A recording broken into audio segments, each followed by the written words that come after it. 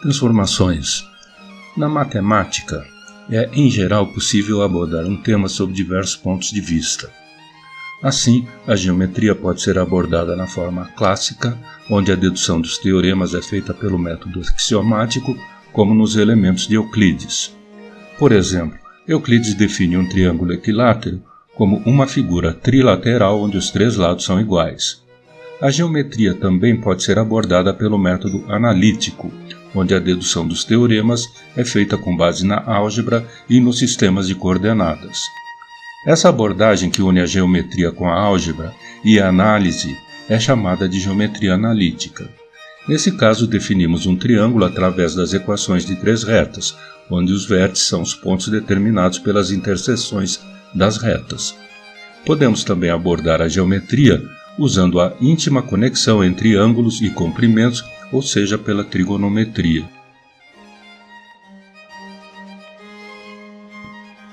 Ainda outra forma de classificar figuras é através da congruência e da semelhança. Na geometria plana, a equivalência de duas figuras é chamada de congruência, que significa que uma figura pode ser obtida de outra por transformações rígidas, as quais admitem alterações nas posições, mas não em ângulos ou nas dimensões. Quando podemos sobrepor uma figura exatamente na outra, elas são congruentes. Já a relação de semelhança admite alteração nas dimensões, mas não nos ângulos, isto é, uma transformação em escala. Mas você poderá perguntar se uma transformação poderia ser definida de outra maneira, além daquela expressa nas transformações rígidas ou em escala. A resposta é afirmativa. Veremos que existem propriedades das figuras que não são destruídas quando aplicamos outras transformações que não são transformações rígidas ou em escala. Por exemplo, se achatarmos um círculo com dois diâmetros perpendiculares, obtemos uma nova figura, por exemplo, uma elipse, na qual os diâmetros não são mais perpendiculares. Os pontos da circunferência achatada não serão mais equidistantes do centro, mas algumas propriedades permanecerão mesmo depois dessa transformação. Por exemplo, o centro continua a dividir os diâmetros em segmentos de igual comprimento. Isso sugere que podemos classificar os teoremas a respeito de uma figura geométrica dependendo se eles são verdadeiros ou falsos em relação à transformação de achatamento. Mais genericamente, dada uma classe de transformações de uma figura, podemos perguntar quais são as propriedades que se mantêm inalteradas após a transformação. Teremos então um conjunto de teoremas que definem uma geometria associada com uma classe de transformações. Um exemplo disso é a razão cruzada que vimos na geometria projetiva. Certas propriedades estão tão profundamente associadas a algumas figuras que elas se mantêm mesmo após drásticas transformações. Por exemplo, em figuras desenhadas em um pedaço de borracha, pontos que estão próximos permanecem próximos, depois de esticar, comprimir e torcer arbitrariamente a borracha. A essa propriedade de manter características inalteradas chamamos de invariância topológica, sob certa classe de transformações. Vejamos algumas definições de importantes tipos de transformações e os invariantes que as caracterizam. Uma transformação rígida ou isometria preserva a figura. É a que pode ser representada pelo deslocamento de uma figura plana ou um objeto sólido, preservando ângulos e comprimentos. São as translações, rotações e reflexões.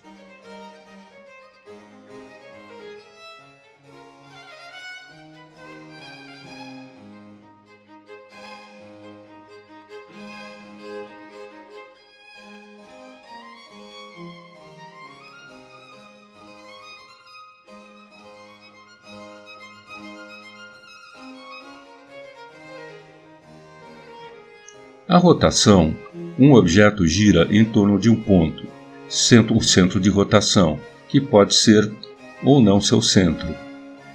Se for possível girar um objeto de um ângulo alfa, menor que 360 graus, em torno de um centro de rotação e o objeto permanecer inalterado, então dizemos que o objeto tem simetria na rotação. Na reflexão, criamos uma imagem espelhada de um objeto. Se uma figura pode ser refletida em uma linha de tal forma que ela permanece inalterada, então esta figura tem um eixo de simetria na reflexão.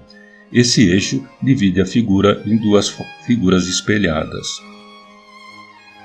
E a translação representa uma mudança de posição do objeto em uma dada direção, mas não de seu tamanho ou de sua forma.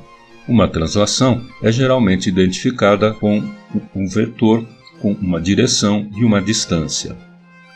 Uma reflexão deslizante é uma combinação de duas transformações, uma reflexão sobre uma linha seguida de uma translação na mesma direção da linha. Uma das mais interessantes transformações é chamada de inversão, ou mais precisamente, inversão do círculo unitário. Dado um círculo C com centro O e raio unitário e um ponto P em seu interior, cuja distância O denotamos por OP igual a P, mapeamos um ponto P' na extensão de OP e cuja distância até O é OP' igual a 1 sobre P. Por exemplo, se OP igual a P igual a meio, OP' igual a 1 sobre P igual a 2. Então P, o ponto, e P', a imagem de P, são chamados de pontos inversos com referência ao círculo C. Quando fazemos isso para todos os pontos do círculo C, aparece um ponto problemático, a imagem do ponto O, pois quando P tende a O, 1 sobre P tende a infinito. Por isso seria recomendável, à primeira vista, excluir o ponto O da transformação. Mas em vez disso, vamos chamar a imagem de O o ponto no infinito. Claramente esse ponto do infinito não é um ponto, pois não podemos localizá-lo no plano, mas apenas um artifício que nos permite seguir adiante. Mas quais são as propriedades interessantes da inversão? Primeiro, pontos no interior do círculo de raio unitário, incluindo o ponto O, passarão para o exterior sob a inversão, pois se P menor que 1, 1 sobre P maior que 1. Podemos então pensar no interior do círculo C como um microcosmo do seu exterior. Em segundo lugar, a inversão produz transformações surpreendentes.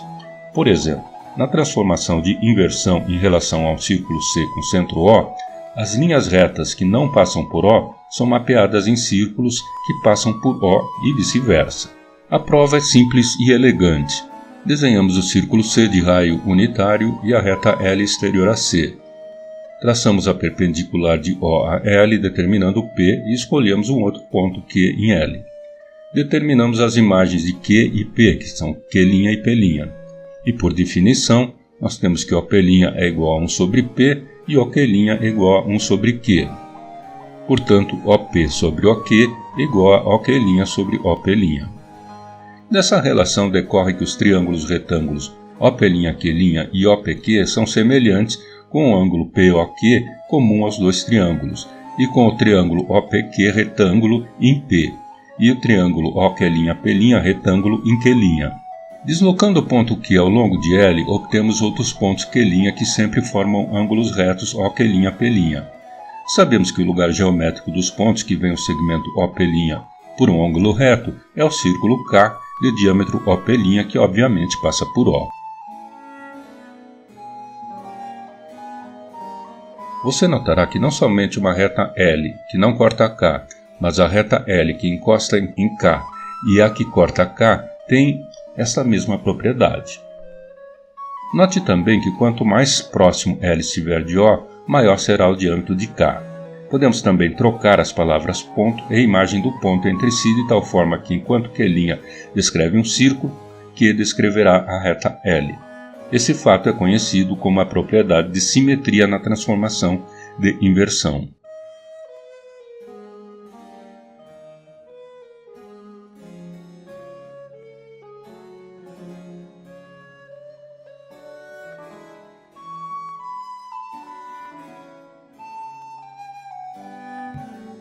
Podemos estender essa propriedade para esferas e planos e ver como isso é de fato verdade no reflexo distorcido de uma bola de árvore de Natal. Nem todas as curvas têm como uma imagem uma linha reta ou um círculo. Em particular, a família das cônicas, exceto o círculo, não é preservada na transformação de inversão. Uma elipse é transformada em uma curva com uma cintura, mas que nada tem a ver com esta, pois se trata de uma curva cuja equação é do quarto grau. Uma hipérbole é transformada em uma curva parecida com o símbolo do infinito. Uma parábola é transformada em um cardioide ou num sisoide, dependendo se a inversão é feita pela origem ou pelo foco.